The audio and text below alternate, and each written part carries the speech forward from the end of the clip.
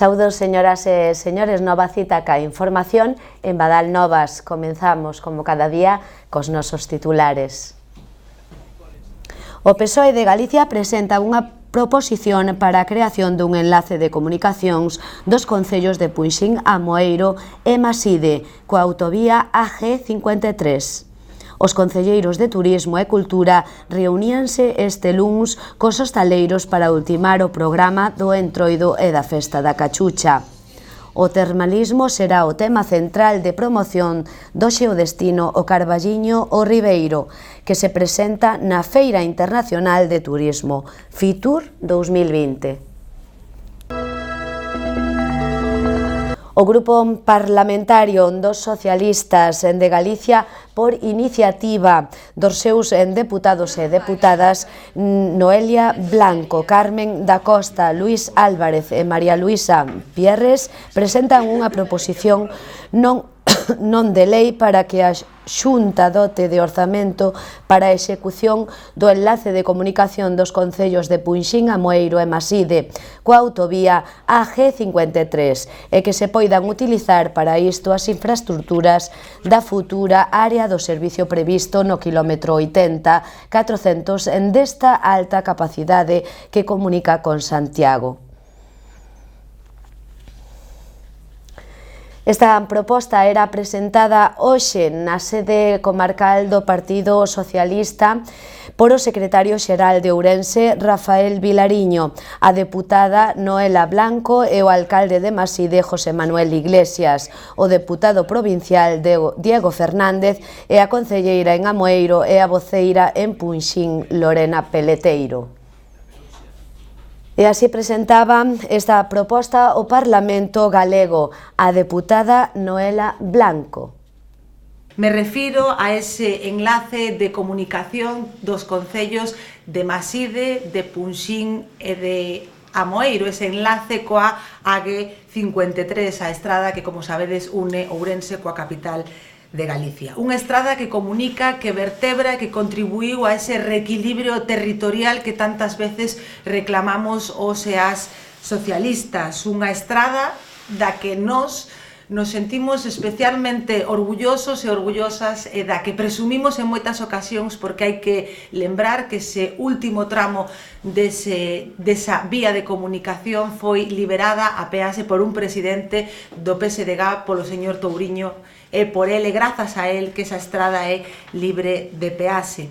E precisamente porque constituíu un esforzo económico moi importante a súa execución e tamén ese levantamento da peaxe, o que queremos é que se optimice o máximo posible o seu funcionamento, que se optimice o máximo posible o seu uso. Isto é o que veñen reclamando os alcaldes destas dúas comarcas e, por suposto, tamén dende o Parlamento de Galicia dende hai moitos anos. Optimizar, pero tamén mellorar a mobilidade e a seguridade en estos concellos, diminuir esos tempos de percorrido e, sobre todo, contribuir tamén con este enlace, coa execución deste enlace que vimos de reclamar ao desenvolvemento económico destos tres concellos que, lembramos, abrangue unha poboación aproximada de máis de 6.300 habitantes. Estamos falando de Amoeiro, que está, como ben sabe o seu exalcalde que hoxe nos acompaña, completamente cosido por diferentes infraestructuras, cunha veciñanza que fixo un esforzo importantísimo tamén para acceder esos terreos e que merece, polo tanto, tamén unha compensación para correxir, para tapar esa terrible ferida territorial que teñen tamén, non? A voceira de Punxín tamén apoiou esta iniciativa cunha moción no pleno do Concello. Consideramos que se trata dunha obra vital para o presente, pero sobre todo para o futuro do noso Concello, unha obra que é necesario que se execute para que Punxín teña futuro. Dende o Partido Socialista levamos, como decía a Noela, 10 anos reclamando esta obra, 10 anos nos que o Goberno da Xunta e o Goberno de Punxín non fixeron nada, 10 anos nos que o único que fixo o Goberno de Feijóo foi aprobar unha iniciativa do Partido Socialista que logo guardou nun caixón. Creo que todos temos claro o abandono que o goberno de Feijóo ten sometida a esta provincia e non iba a ser menos o concello de Punxín. Pero o máis agravante é que no concello de Punxín non só o goberno da Xunta nos ten abandonados, sino que o goberno do propio concello. O goberno do Partido Popular en Punxín leva 10 anos nos que non moveu ningún só dedo para reclamar este enlace, para que este enlace se fixera realidade. Rafael Vilariño afirmou a desidia do goberno de Feijóo para executar este proxecto. A proposta que nos levamos é unha proposta donde dende a área de servizo se crea esta infraestructura e esta proposta, enviada anos atrás, serviu para que os propios técnicos da Xunta de Galicia nos fixeran unha entrevista e nos planificaran xustamente a mesma. É dicir, fixeron a mesma planificación, sin ningún tipo de cambio. Moito traballo non levaron. O certo é que volveronnos co argumento de que era moi cara. Ben, será moi cara, pero terá que haber unha alternativa e, sobre todo, unha resposta institucional. Non pode ser que, neste caso, unha conselleira que, repito, non sabe nin onde están os concellos de Ourense, pois, cando chega o momento, decline as súas responsabilidades non os técnicos, e eses técnicos, cando chegan, pois resulta que simplemente fan de voceiros de outra persoa sin ningún tipo de valor executivo. A concelleira de Amoeiro, que hoxe me acompaña e testemunha de todos os esforzos que levamos facendo durante estes anos, e o propio teniente alcalde acompañoume naquela cita de 2018, donde saímos abrallados do descoñecemento da provincia da conselleira de Infraestructuras. Non estamos falando de calquera conselleira. Que decimos hoxe? Hoxe lembramos que Punxín, que Amoeiro, que toda esta zona que ten que ver con Maside, con Carballiño, pero tamén que ten que ver ca Bisbarra, onde se sitúan os polígonos industriais de Vilamarín, da Peroxa, de Coles, queda absolutamente esquecida. Despois dos anos de goberno de Alberto Núñez Feijóo, nada se fixo. Nada. O presidente da Deputación de Ourense, Manuel Baltar, reuniuse no Pazo Provincial cos máximos representantes da Fundación Carlos Velo, a primeira do ámbito audiovisual en Galicia, presidida por Carmen Leite, e da que forman parte Miguel Anxo Fernández, Antonio Piñeiro e José Manuel Rodríguez. Unha xuntanza na que tamén participou o asesor de Cultura da Deputación, Aurelio Gómez Vilar. Na reunión tratouse a incorporación da Deputación de Ourense á dita fundación. Tamén se falou do proxecto de rehabilitación da sede da Fundación Carlos Velo, en Cartelle, así como das liñas xerais de xestión organizativas da vindeira edición do UF. Este atractivo, en palabras de Manuel Baltar, hai que seguir impulsando, tendo en conta a próxima chegada do AVE e a nova situación que terá Ourense como capital da alta velocidade e da nosa situación xeoestratégica como capital de Euroconexión Galicia Norte de Portugal, expresou.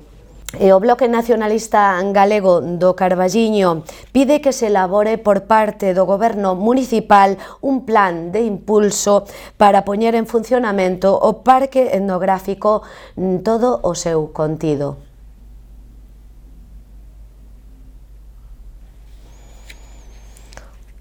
O Bloque Nacionalista Galego lembra que lévanse invertidos máis de 7 millóns de euros e podemos ver como cada día non está cumplindo un dos obxectivos principais, atraer o turismo ao pobo durante todo o ano.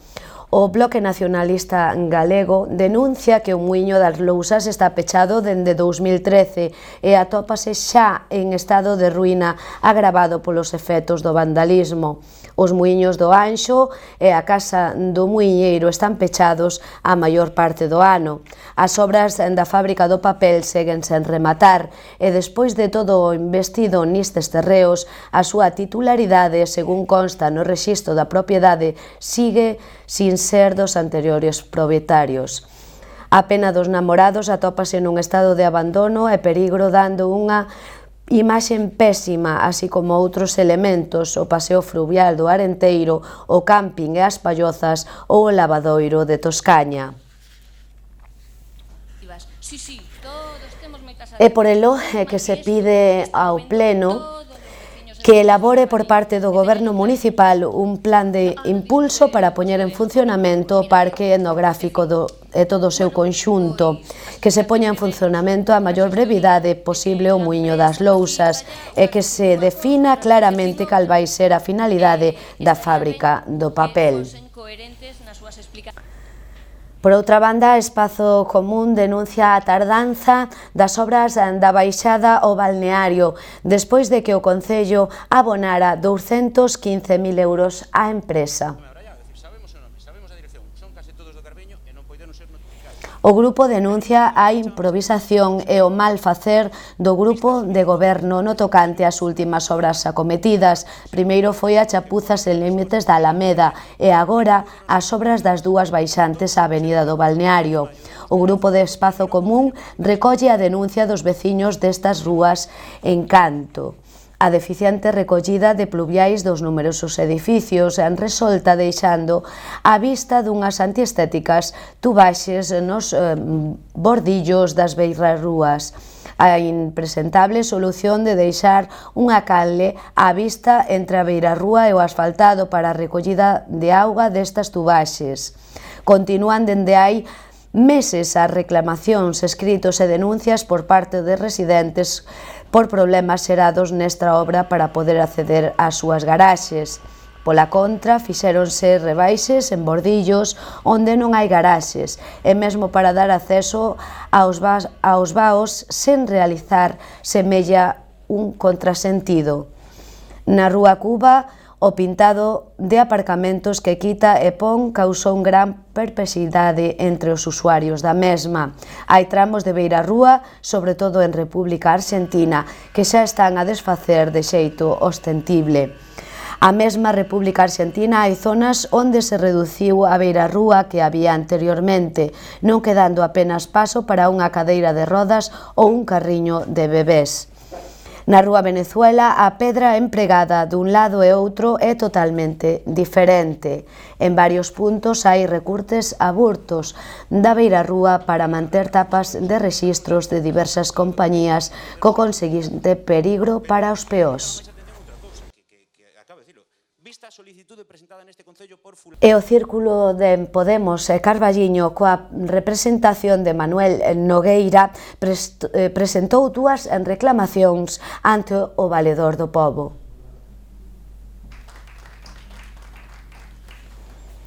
A primeira no tocante á responsabilidade subsidiaria que debe ter Naturi á hora de indemnizar os fogares que tiveron perdas económicas nos curtes do suministro eléctrico dos días 21, 22, 23 e 24 de decembro. A segunda trata de que o grupo de goberno non habilita e cumpre coas medidas de seguridade pertinentes nos parques infantís, sobre todo no recente apertura da Alameda. Esperemos que a valedora faga que si se cumpran ditas medidas e que as nosas crianzas poidan disfrutar destes espazos sin que supoñan un potencial perigro para a súa integridade física. Así nolo comunicou o Círculo de Podemos do Carballiño á Valedora do Pobo.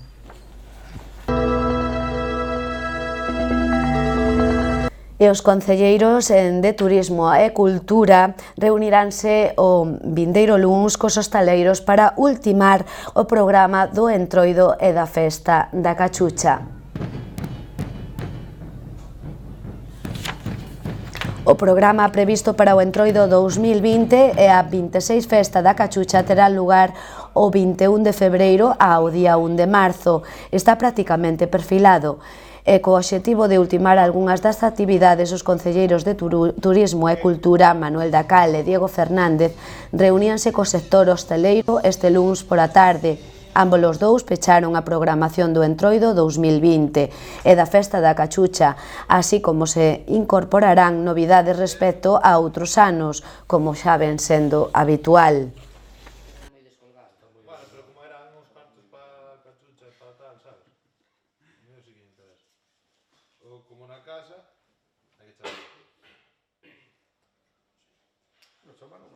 Manuel Dacal, edil de Turismo, contounos o motivo desta reunión ca hostelería. Bueno, pois trátase de unha reunión cos hosteleiros donde o tema que vamos a tratar é o da Ruta 2000, non? É unha actividade dentro do Carnaval que puxemos en moda fai un par de anos, e onde os locales agora van a decidir se os que queren participar se o vamos a trasladar ou facelo como se fixo o ano pasado o sábado ou como se fixo fai 2 anos o luns. Todos eles son verdadeiramente os que van a decidir e, bueno, pois é unha maneira de tamén de activar un deses días do Carnaval, deses 5 ou 6 días que, como ven, están cheos de actividade e, bueno, pois que eles decidan a maneira de leválo a cabo. E para mañá mércores ten previsto presentarse esa Feira Internacional de Turismo Fitur, a 21ª edición de Xantar. Xantar 2020 ofrecerá a oportunidade de gozar da gastronomía de distintas rexións de España e Portugal a través dos 15 restaurantes que van a participar nesta edición do Salón Internacional de Turismo Gastronómico, que se celebrará en Espourense entre o 5 e o 9 de febreiro. A presentación será en Madrid, en Fitur, o mércores ao mediodía. Tamén, dentro das presentacións de Espourense, procederase o xoves a presentar a nova edición de Termatalia 2020 entre Ríos, Argentina. E o termalismo será o tema central de promoción de hoxe o destino Carballiño e o Ribeiro na Feira Internacional de Turismo Fitur.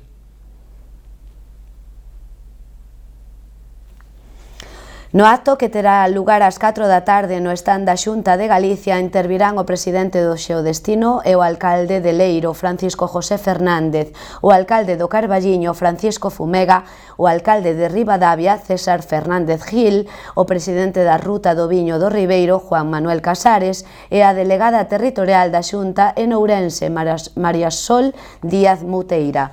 Na súa intervención, Francisco Fumega porá en valor os 2 balnearios co que conta o Carballiño, as Caldas de Partovia e o Gran Balneario. Tamén se referirá á fonte pública do Bañiño de Arcos.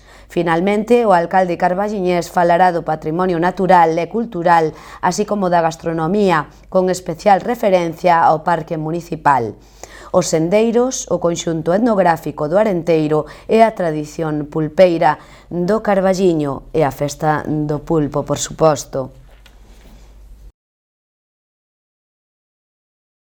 E unha equipa de Badal Novas estará en Fitur, Madrid, estos vindeiros días para cubrir estas presentacións, así como a presentación do Xeodestino Carballiño Ribeiro, prevista tamén para o mércores. E o tempo previsto para a vindeira xornada, agárdase unha xornada de ceos alternando nubes e claros, as temperaturas ascenderán lixeiramente. Pois parece ser que o tempo nos dá un pequeniño respiro a tanto fresquiño que fai. Lembrarlles a todos vostedes que a farmaza de Garda, se a precisan, é a farmaza Fontaíñas, situada na rúa principal. Chegamos ao final do noso tempo de información, agradecéndolle, como sempre, a súa atención. Teñen mañá unha cita con todos nós, aquí en Badal Novas, precaución nas estradas, e moitísimas gracias.